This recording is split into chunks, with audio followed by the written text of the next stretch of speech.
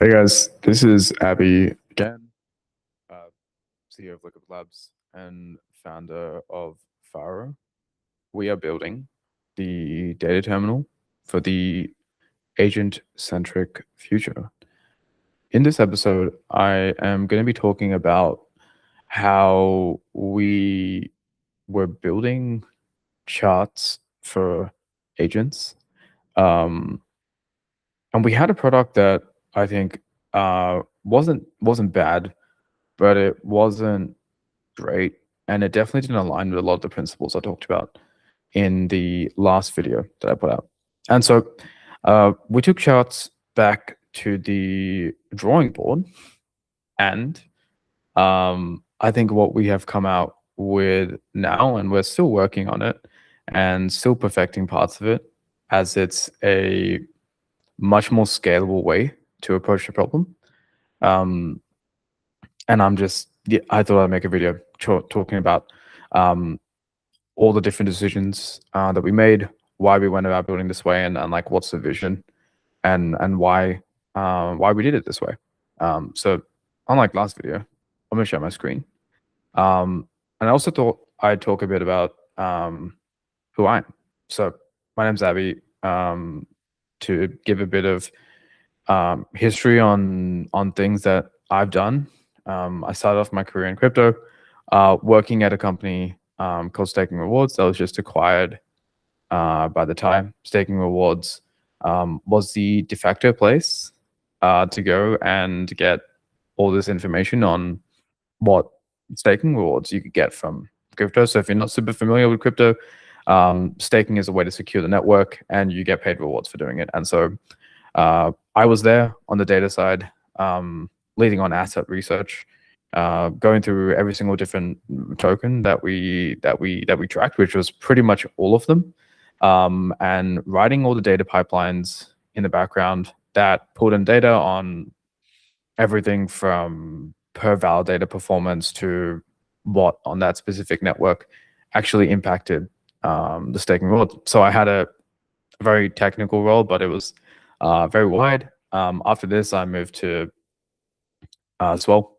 where I led on the strategy side and also led the launch of Swell L2, which we scaled to $1 billion in 30 days. And now I am building Faro, which is the AI that sees the entire market. If you're unfamiliar with Faro, you can check it out at faro.io. And what we are really trying to do with Faro is bridge the gap between your everyday retail investor and financial data, and making that relationship between your everyday retail investor and financial data personally tailored to that specific user, so they get exactly what is best for them out of financial markets. All right, now that we're done with that intro, let's jump into charts. So here's an example of like what we have today on the production version, but it's not what we have on our dev environment. This is what the charts look like. It's not terrible, but it's also not great. And I think the one thing we've learned is, like, with this whole concept that we're trying to build around, which is break everything down into its smallest component and then build that back up. If the individual components are not as close to perfectly designed as possible, then like shit in leads to shit out. Exactly as what you have with a model. If you have really terrible training data, or like unclean training data that comes in, then whatever model you put at the back end is going to be shit. And we saw that exactly with charts, where we built a Python framework for the agent to be able to write charts. The agent had to do a lot of different things, and I think one overarching trend that you'll see in these build videos is LLMs are extremely powerful, but sometimes giving them too much to do, which in this case we were, takes away from the end product, as you start expecting the LLM to solve all these different problems. And sometimes the best solution is to actually take that away from the LLM, step back, revisit the problem, figure out, okay, how do I break this problem down into its most fundamental segments, and then go from there. And then once the agent has the right tools, then the agent can put these things together and produce an output that is going to be way better than if it tried to build it itself from scratch.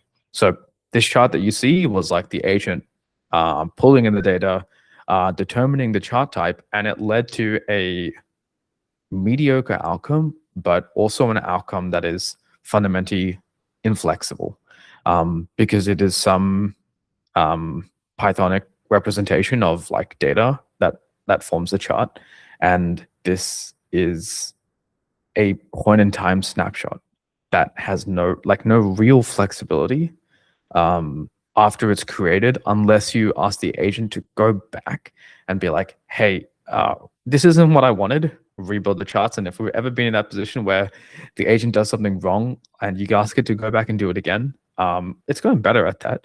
But it usually sucks at doing that, there's a reason why it arrived at that initial conclusion, and trying to get it out of that like local minimum of that conclusion it came to is difficult. And so we identified a couple of problems. So one is that these charts were fixed at creation. How they were created was a little bit ambiguous, as a lot of it sat within the LLM's logic. There was also no effective way to interop these charts. And this is like something I've been chatting to our team a lot about, is like what's really important is charts being able to interop. We actually got this out of a user feedback call that we were doing, where this specific user was using our application, and they were looking at the Coinbase Premium, and their gripe was like, all of the Coinbase Premium charts I see across all the different sites, including ours, is simply just comparing the BTC price between Coinbase and the Asian exchanges at face value. But each of them are missing the context of the Asian exchanges using USDT and Coinbase using USDC. And so what you actually need to do to get a true representation of like what is US demand is you have to adjust these charts for the USDC USDT rate. That's and we could have done that right away. Like that's a super simple fix. But I think there's a key insight there that at least I derived, is like, okay, that is really just two series of numbers interoping, and that's a single permutation of like something that would have been useful if these charts would have been able to interop. You can imagine it as, from a UI perspective, being something like, okay, you have the base Coinbase Premium chart, and then you have the USDC USDT chart. Like, why can't you just drag these two things onto each other, and these series interact? You define what that interaction is okay, I want series 1 divided by series 2, and then you get exactly what you want. And that for me fit a lot better into what we were trying to build, which, if I can reiterate, is like build the base components as perfectly as possible, give the agent the tools to arrange these base components, and then the final product is always exactly what the user wants, because the LLM is then able to construct exactly what at least what the LLM feels is exactly what that user wants. And so then we realized, okay, we need to go back and really rethink about how we do charts. And the last one was also like to do with agent context, right? Like we were asking the agent to do so much in this process that a lot of the agent's bandwidth was selected, was being used making charts. And the funny thing is that this actually made the agent not use charts when we really wanted the agent to use charts, because it was trying to use the context to answer the question as best as possible. And it was making this throw up between, okay, I can either spend all this context to try and make this chart, or I can try and write it out in dot points. And it was leaning towards dot points when we wanted it to lean towards charts, because while agents love written things, users and humans tend to like to absorb things visually. And so that was another problem that we noticed, that the way we were trying to fix it was by like trying to penalize the agent when it didn't use charts, when it was really a resource consumption problem that we could have, and I think we have now fixed fundamentally in how we redesigned it. There was also another user feedback call that led heavily into how we redesign charts, and that was a specific user was like, okay, it's great, you have the CVD, cumulative volume delta data, but I want to see this data as a candlestick chart. And we were like, okay, how do we go about fixing this in a way that allows the product to be maximally customizable to the end user? And the simple conclusion there is, how do we allow the UI to show the most amount of charts possible for any specific given set of data, as data can fit into many different chart types? And that took us step back again, to then thinking about, okay, like what is the chart? And I think I can best break down this thought process in trying to break down how, at least at the time, I was thinking about candlesticks. If you take a single candle, you have the open, the high, the low, and the close, right? The OHLC data that normally comprises, okay, if you have OHLC data, you can make a candlestick chart. Okay, step back, break that down. That is just 4 time series pieces of data that all sit on the same time scale, but are all independent. And so you just have 4 series of numbers that eventually form the candlestick. Okay, that's one interpretation. If you step back another step, candlesticks also denote the frequency of the candle. By frequency isn't exactly the right word, but it's what I'm using right now is like, okay, if you have 1-minute candles, you want the open, high, low, close of the data in that specific minute. And so rather than there being 4 series, you can actually reimagine candles, and this is what they actually are, as like you actually just have a single continuous piece of data that is split by these frequencies, that is the candle. And then within each of these frequencies, you are picking out these very 4 specific numbers that represent the open, high, low, close of that single time series. And that's, if you look at price data, it's single continuous price data that is then transformed into candlestick by doing exactly this. Is like, you want 4-hour candles, then we look at the data every 4 hours, and then we pull out the open, high, low, close. And if this is like sounding super obvious, it is, and it's exactly what we were thinking when we were redesigning this. Is like, this feels super simple if we just go back and we try and rethink everything into every single type of chart. What does it actually represent? And the common conclusion we ran into is that at the end of the day, everything is just a series of numbers and how these series of numbers interact. You can take a scatter plot, for example, right? A scatter plot is just you have 2 potentially time series pieces of data. You remove time, and then you're just feeding in the meat of that data into the scatter plot. And so one of those series is some ways becomes the time, and the other one is a series, and then you get a scatter plot. And so if you start thinking about the data this way, it allows you to step back and be very abstract about the things that you're describing.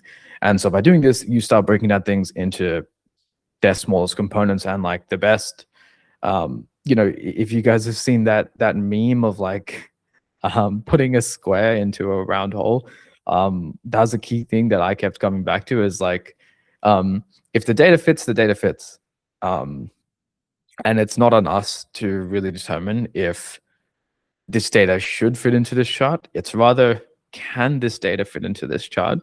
And if it can fit into this chart, then we should make it available as a configuration on the UI, because there may be some user in the set of all users that we have that wants to access this specific visual configuration because this is exactly what they want.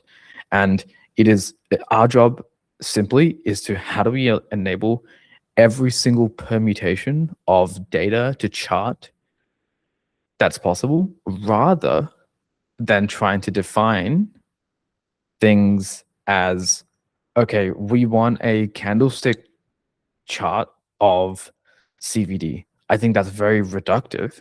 And it's rather like, okay, what is CVD data? It's this series of numbers. Here's a specific shape that series of numbers has.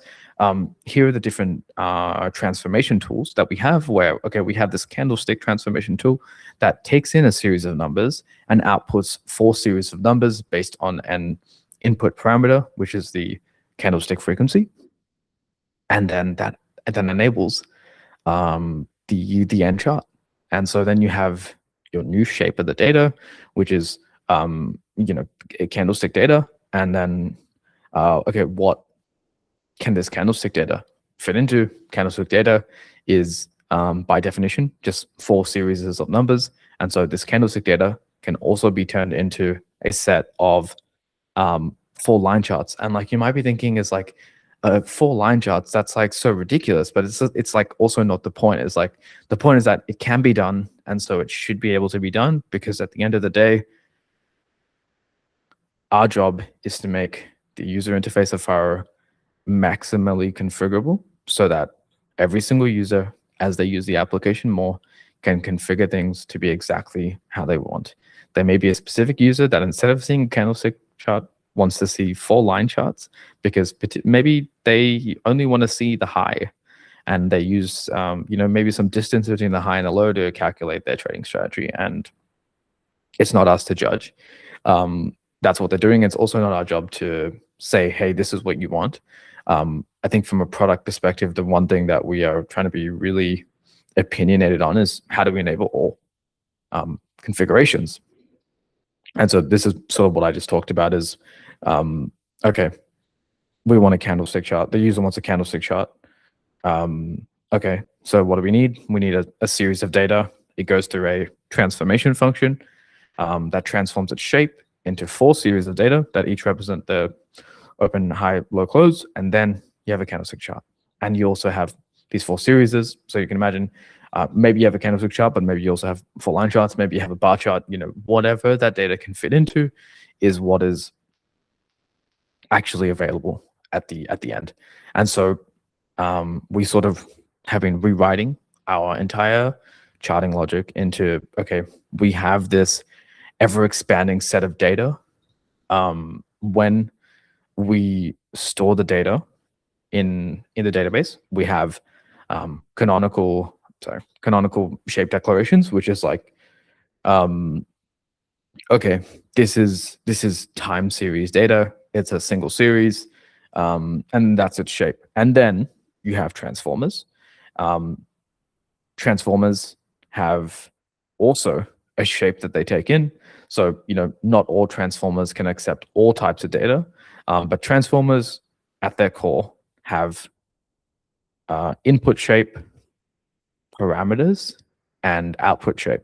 So an example of a transformer may be, okay, you have a moving average transformer, which a moving average transformer is going to take in time series data. But in addition to taking time series data, it's also going to require you to provide a parameter, which is what moving average do you want? Do you want a 10, a 10 moving average? I say 10 moving average because to step this back one step further is like your moving average transformer, its input, which is what moving average do you want is determined on the granularity of the input data itself. And so if you have hourly data and then you give the transformer 10, it's going to be giving you the 10 hourly moving average. And now the agent is able to now take things like, okay, what chart do I think this user wants to see? Okay, to get this chart, this is the data I need. It can then go to the database and it can pull out that data. It can then say, okay, here are the transformers I have. And I need to use this transformer to get to this end chart, runs the data through the transformer, and then takes that data, and that's actually where it ends.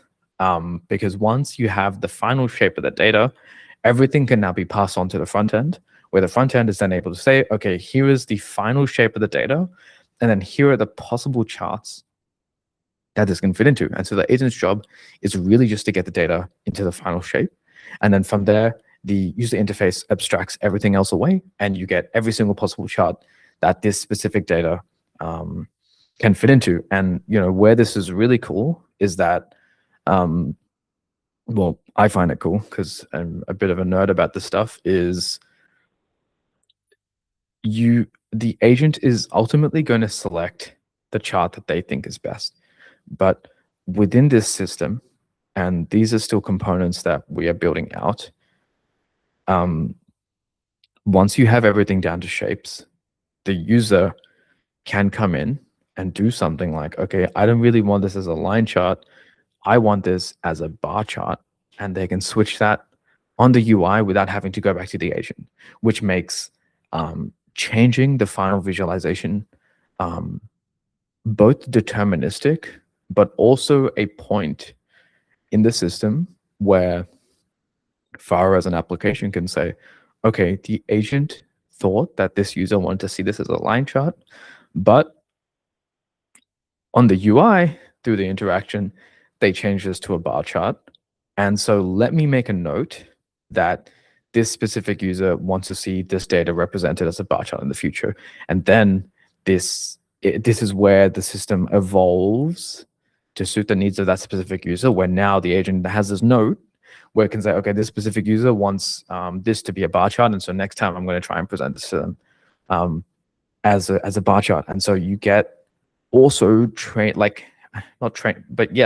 data out of this system where, because you expose all possible permutations of what can be done, the user is now able to give input to the system that in and of itself impacts the way that the agent is able to go about this process. And this is like another core design principle that we're trying to follow, is like, ultimately what we're building is a user-specific user interface. It's why everything is broken down into as small components as we can. It's why everything comes down to configuration. And getting to that configuration is a core part of what we are building. And so we're still not fully done building this out. I have an example here of the funding rate, where you have all of these chart types now for the funding rate. Whereas if you go to another website, okay, maybe they have a stack bar, maybe they have a line chart of funding rate, but it's like you now have all these random charts. And it seems random until you understand why we did it and why we chose to design things this way. It is because we are heavily opinionated that this way of designing and building user interfaces will ultimately be the moat of businesses. At the end of the day, the moat will be in user configuration and user personalization. And you need to build your interfaces so that they are agent-centric, so that agents can use them, but my opinion is that agents will be companions of users in the future, and agents will be in charge of configuring your user interface to be perfect for the user whose interests they are trying to fit everything to. And so, yeah, I hope this was informative on what we are building on the charting side. There's a lot of complexity, and it may not seem like it, but there's a lot of thought and consideration that goes into how we're going about building charts. And if you do watch this and you have any thoughts or feedback, feel free to leave a comment. as yeah, we'd love to hear back and understand, okay, what are potential things that we missed? How could we be thinking about this better? Yeah, thanks for watching. And yeah, tune in for the next video, where I think we will be talking about how we designed data retrieval. So, you know, and previously you saw that we had this big database, and the agent has this search problem where it has to keep up with an ever expanding database, and also fine tune its search algorithm to that specific user. And yeah, I think the next video will be going over how exactly we thought about this problem, how we're going about fixing it, and why we think our approach is the right approach. Even though I think it's a highly counterintuitive approach to probably what's out in the market today. But yeah, thanks again, everyone, for watching, if you got this far. And if you haven't, check out Faro.io. We're very close to launching a trading competition, and we will be giving away a month of Faro Pro to everyone who signs up to the trading competition. And the trading competition is going to have around $10,000 in prizes that we are giving out for users to use the application. So yeah, thanks so much.